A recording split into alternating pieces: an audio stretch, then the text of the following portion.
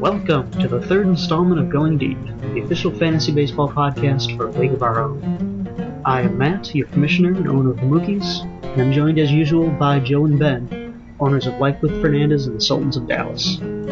This episode is special for a couple of reasons. Not only are Joe, Ben, and I physically present in the same room this time, but we're also hosting our first call-in guest, the always entertaining Zach of Three Fingers Ghost. Today we'll take a look at the biggest busts and values of the season's first half, and also discuss strategies for rebuilding a losing team or making a playoff push if you're on the bubble. Stick around.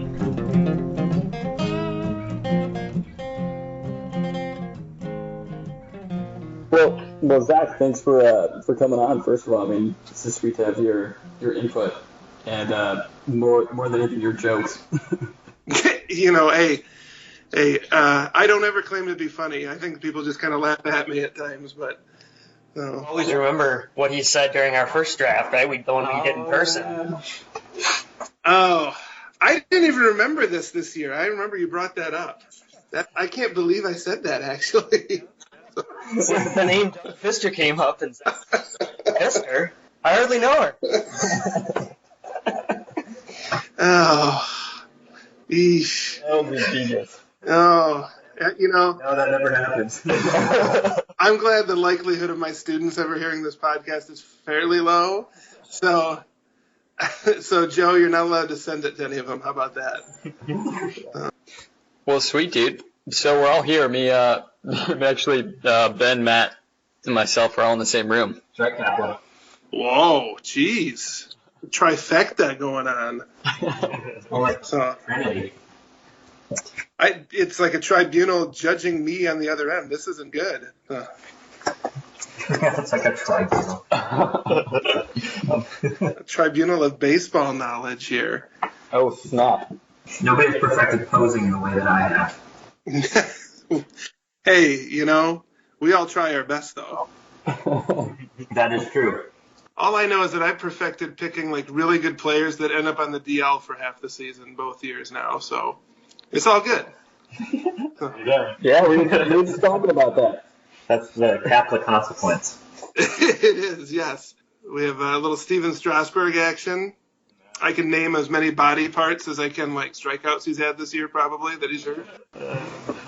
Yep. Yeah, so one of the things we were going to pick your brain on here, Zach, and of course weighing ourselves, was like steals and busts. I mean, we're halfway through the season, so I don't know if you had thoughts on what players like you've seen were steals and busts. I mean, they could be injured players or otherwise. Let's see, steals and busts. Well, you and I have talked. Of course, you guys mentioned last time the whole JD Martinez thing. So that was, sorry, Joe, that was not a good move. There's been a lot of up and down with consistency with some guys this year.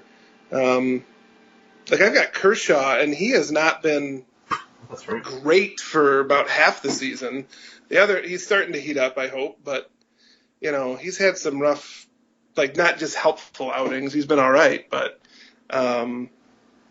trying to think who else is out there that's been really struggling this year. Anyone in particular on your team? You've named a couple already. You haven't gotten as much value from Strasburg and Kershaw. Yeah. I mean, Strasburg's been, I spent a lot on him this year, hoping he'd be flying back in with after injuries last year. But he's struggled. I'm trying to think who else on the DL right now. I'm pulling up my roster real quick. Really struggled. Like, my lineups have been pretty good hitting-wise, it seems like, but pitching has just been up and down terribly. Alfredo Simon, that was a pickup I made that is turned into just a total horrible idea recently.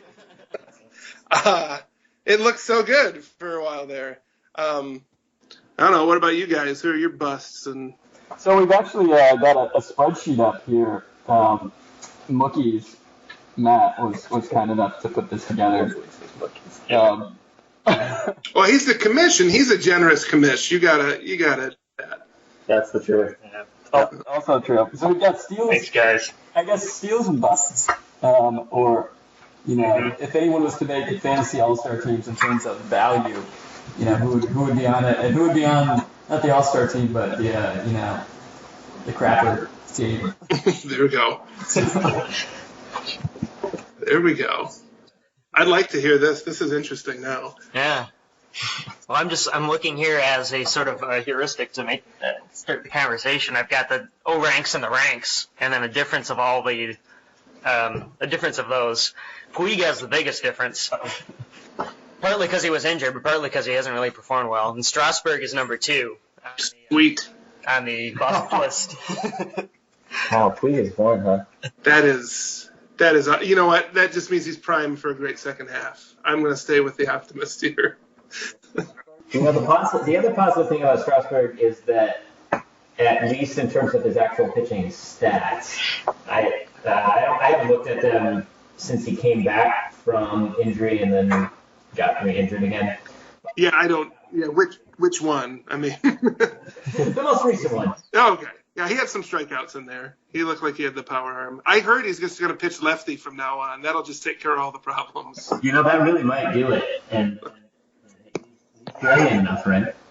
There we go. But he does, to give you hope, he did have, I think his FIP was about a run higher than what his ERA, or his ERA was a run higher than his FIP. So, at least in terms of, depending on your trust on the underlying stats, the underlying stats suggest he should be much better if he actually plays. Oh, that'd be nice. But he has to play in order to do better. Yeah, well, not many do well from the bench, or from the ER. So. If Danny Espinosa ever gets injured, he will do well from the bench because his mustache is incredible. Yeah, I am really glad this isn't on, video here for anything because there is a horrible mustache picture of me that exists from baseball this past year when I shaved it. Tried to go with the Yankees look. Yeah, not a good thing. Not a good thing. The amount of jokes about, that they weren't going to let me into the school, that they were an educator. Yeah. There are pictures up saying if you see this man, call 911. Those kind of jokes, so. Now, who else has them? Yeah, who else we got on here? Ian Desmond. Julio Teheran has pitched 108 innings. He's ranked 1,006, so that's good. Yeah. And he was a great prospect. Ian Desmond. He's hitting about 200.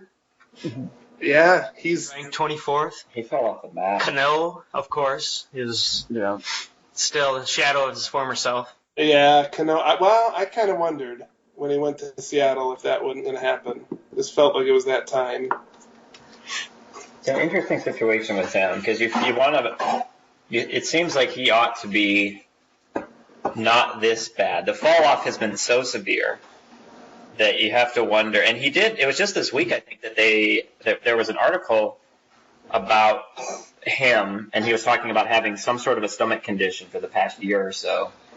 Oh, that's been sapping his energy. Well, everyone else has been sick to their stomach watching him too. If they've had him on his team, but. Yep. Yeah, no, I thought his power numbers would go down going to Seattle just because he didn't have that short porch being a lefty like in New York. But yeah, his average and on base went way down too. So he does look very different. Poor Robinson. He's got such a good name too. Well, yeah. Some of the best people I know have that name. Not you, other Robinsons, but whatever. That was a given. Well, who's doing well then? I mean, these are the busts of the league. Where's the best value been had? The best value. Well, on this list, let's see. There are quite a few we could point out. Keuchel looks like a big one. Not to brag or anything. He might be. Yeah. I'm still bitter about Stephen Vogt, who I will continuously, forever try to trade from you because of the losing him in the draft. Well, you can't offer me crap for him though, Joe. He's playing pretty well. I'm still trying to trade for him as if he's like his former self. Yeah. I can't swallow the bitter pill. Yeah, no, I think, speaking of bitter pills, I'm sorry to interrupt, guys. As a manager here, I have to defend one of my players that was in the last podcast.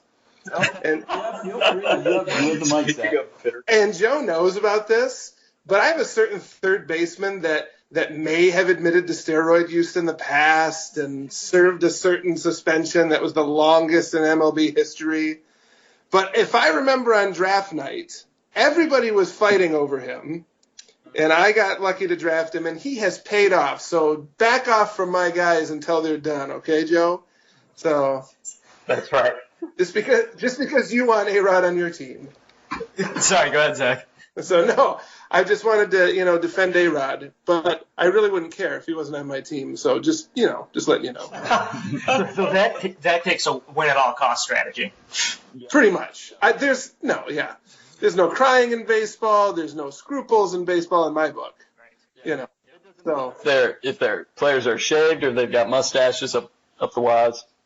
no, hey, you know what? If I could draft a manager that cheated in the scorebook, I'd do that just to win a game here in this league. So Well, Alex Rodriguez is a player on the one of the steals list here. Mm-hmm. So he is having surprisingly exceptional years.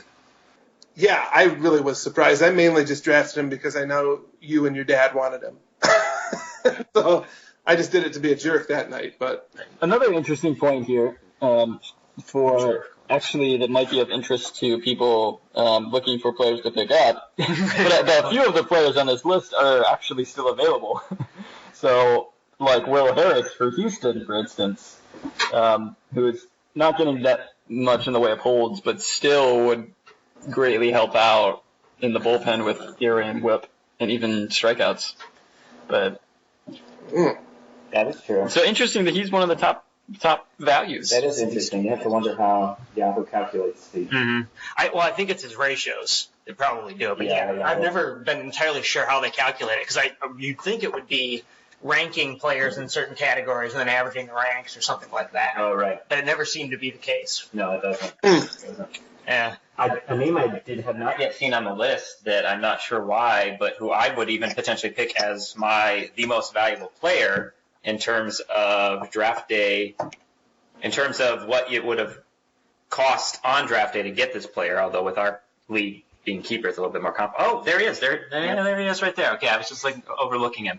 Manny Machado would have been one of my picks for maybe the most valuable player, at least in relation to what you would have been acquiring him for at the beginning of the year, and then what he has returned throughout the course of the year. yeah, that's true. He's a 30-30 guy potentially. He paid Cuban Camels. Seth paid $7 for him. $7. So What a steal. Bought him at the draft. That's ridiculous. Yeah, I was gonna say I bet he was around 5 in my head there, just thinking about it. But Yeah, he was he's doing so well this year, presumably because he was a life with Fernandez, former player. And so we kind of coaxed him, brought him along, and we would have kept him, but we pulled a Boston Bruins and was like, well, his character's not very good. Sensing a pattern here. I know. yeah. Anytime Joe drops somebody, pick him up. exactly. Well, we could ask Zach while we have him. Mm-hmm. We can continue talking about least or most if y'all have any other comments in that regard, valuable players. But we also could talk about the question of what you do in terms of team planning in our keeper league format when you begin to start looking towards next year, or when you attempt or how you evaluate your team to decide if you need to start looking towards next year or if you want to try and push it and go for it this year. Let's see, where is Zach in the standing? I want to say you're fourth. Is that what you're Zach? Somewhere there, 4th or 5th, one of the two. Yeah, somewhere right on the board. I see him as fifth. Yeah. I know I just played Lightning and Thunder, and it was the weirdest split I've ever seen. I won every batting category, and he won every pitching category for the week. So, and nothing broke either way. So, and it was not even close either way. What's going to be your strategy, Zach, heading in before the trade deadline? Which, I mean, there's still plenty of time, but what's your strategy to try and boost your team? I think another starting pitcher that's consistent, if somebody's willing to deal him. I mean, the fact that I'm trotting Alfredo Simon back and forth with, who is it? Young from KC or, different ones back and forth in there is just not a winning combination. So, but if Strasburg comes back, maybe I'm looking okay there. I mean, I just don't want to count on that going towards the trade deadline. So I think starting pitching, if barring that, maybe a reliever that can get me some saves. That would be kind of my look. So. Also buried the lead here regarding your matchup this week because you have 17 home runs this week. Well, and not only that, he has 39 runs and 46 RBI. Yeah. Way ahead of the best team's averages. Trout hit 5 homers last week. Yeah. Well, I knew it was up there. I didn't realize it was that far ahead of everybody. But yeah, that's what I said. Like, I knew the batting categories, I was fine in everything, but it was just pitching. Like, I lost in every category. So I see. So you're probably looking to trade Trout for a pitcher, is what you look. Oh yeah, probably. A reliever. Somebody like Jose Fernandez. Perhaps somebody that's on the DL but's ready to come off and light it up. Well, I tell you who's coming back next year, Yu Darvish. So if you want him to add to your DL team. I could. We could make a pretty good all-conference DL team here, couldn't we? So, with some guys. Yeah. That could be just what you go for. That'll be my thing. I don't win anything, but it'll be my thing. That's Kapla. He just plays to try and pick all the DL guys he can. His, team hospital. Well, one strategy for other potential listeners out there, although sometimes I feel like all our listeners are right here on this phone call, but we do have a couple others at the moment. Oh, you don't. I send this link to everybody I know. Well, except for the students, right? Not the students, yeah. They can't hear my joke about Fister.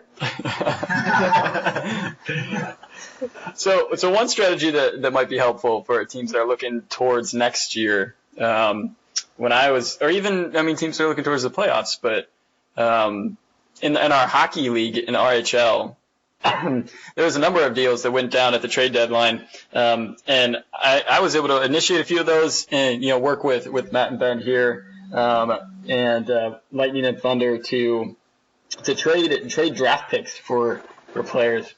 And I know to trade draft picks with the worst teams who are playing for next year. So if you're a playoff team, it's like, okay, I'm going to go for those good players on those crappy teams. And if you're a bad team, I'm going to be willing to dish those players in exchange for, some high draft picks. I know that in baseball, it's a little bit different. Yeah, because the bidding system. Where we just have the money. But I think at least, I don't know if Yahoo does this where you can actually trade dollars, but we could. Yeah.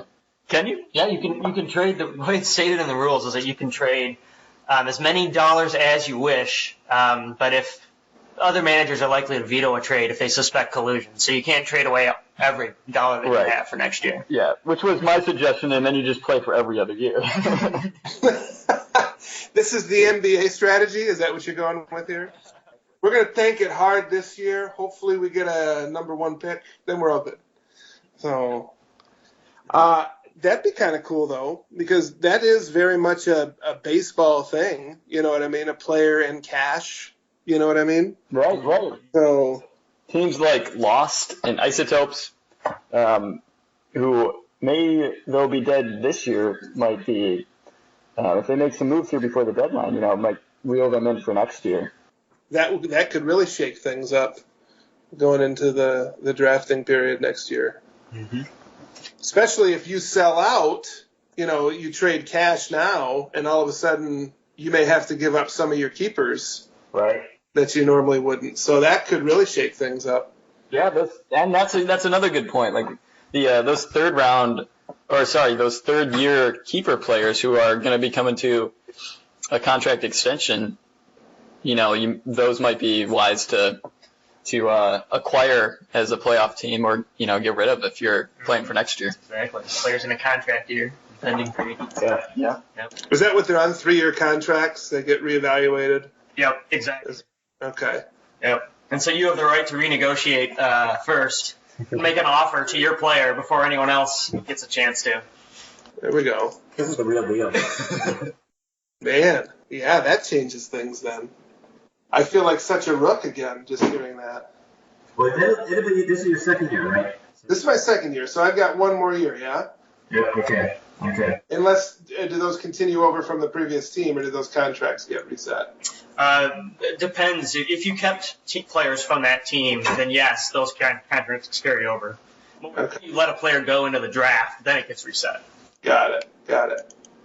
So, that's all right. I made a dumb mistake last year, my first year. So, don't, here's a tip for anybody out there that might be listening. Don't set your keeper stuff while in the lobby of a hotel, when you're trying to find Wi-Fi, because you may accidentally keep, a guy like Adam Dunn and accidentally let go of Giancarlo Stanton. That could have happened last year, so. The hotel effect is what they call it. Yeah. I was, blinded by my own stupidity, apparently. Plus bad hotel Wi-Fi. That's what I'm going to blame it on. For the bad Let's go with that story. Yeah. There we go. So, O for Gopher, do we have anybody that was just terribly awful this week? I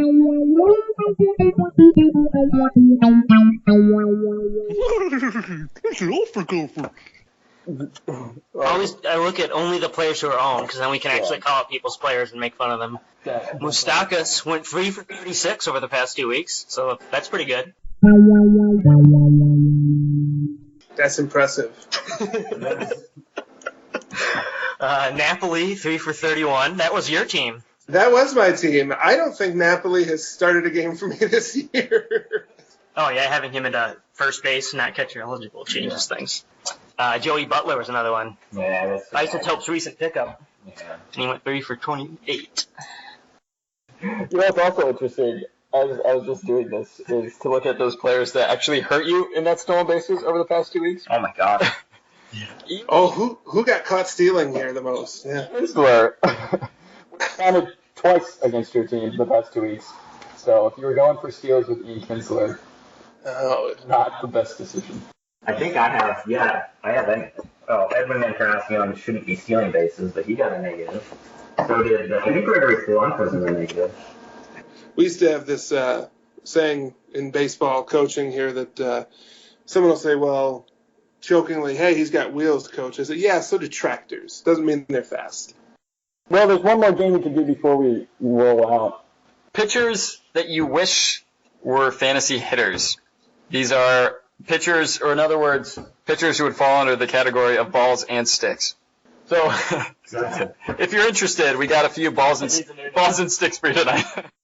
Okay. Let's hear it. We are accepting nominations for the name of this segment in the future. Basically, just pitchers who bat well, which means they're good with balls and sticks. Oh, there's so many ways to go with that there. Yeah, so no-shows are, obviously, so the first one, who tops the list with 4 hits and 8 plate appearances, Madison Bumgarner.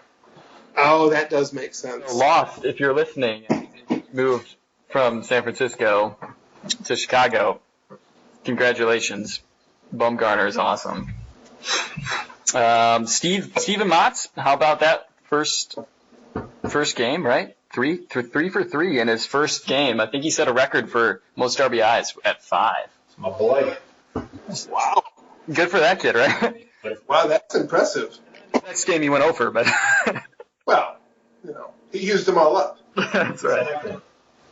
The percentages. Interestingly, there are 1, 2, 3, 4, 5 pitchers who have homered in the past 2 weeks. Wow. Okay. Name those guys. Well, does it have Marietta on there? Because they were today. No, it wouldn't have today's stats. No, and Arietta already Yeah, has Harvey's on here. Okay. AJ Burnett, Jose Fernandez. There we go. Yep, and Tyson Ross was the other one. Okay. You love to see Jose Fernandez Yeah. I mean, his story of coming back, but then also in that interview after that game, I think it was his first game or maybe the game where he homered, but he said, "I'm a hitter first and a pitcher second." Owner, you kind of cringe, but as a lover of baseball, that's always cool to see. So interestingly, if you have them starting as a pitcher, do you get that home run stat? You can't, right? You don't, and I don't think there's a way in Yahoo to do this yet, right? There's a way that lets you do that. Yeah. Because I think if it was, for the most part, people wouldn't select to do it because. Well, yeah, because it would. Mm-hmm. Well, maybe a category of just hits for pitchers. The thing is, too, in a mixed league, it's not as it would bias. It would give That's true. bias toward NL pitchers. Right. Mm-hmm. So for average, it would bias toward American League pitchers who aren't going to bring down your average. Right. Yeah. Yeah. If you're doing a one league only format, then yeah. Yeah, that's true. That's true. There you have it. Yeah. Well, Zach, thanks for coming on to the show. You were a riot. It was fun. Hey, thanks for having me. I hope I furthered the general conversation in a positive way. Oh, yeah. Absolutely. No question about it. I think you should come back. You're always welcome, that's for sure.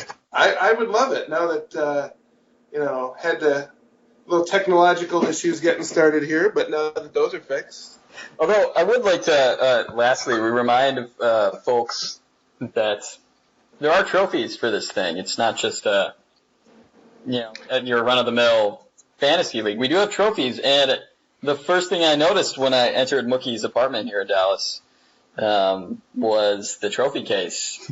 That's right. That was there, and So what do we have trophies for again? I forget. It's true. I have a trophy case, and it's awesome.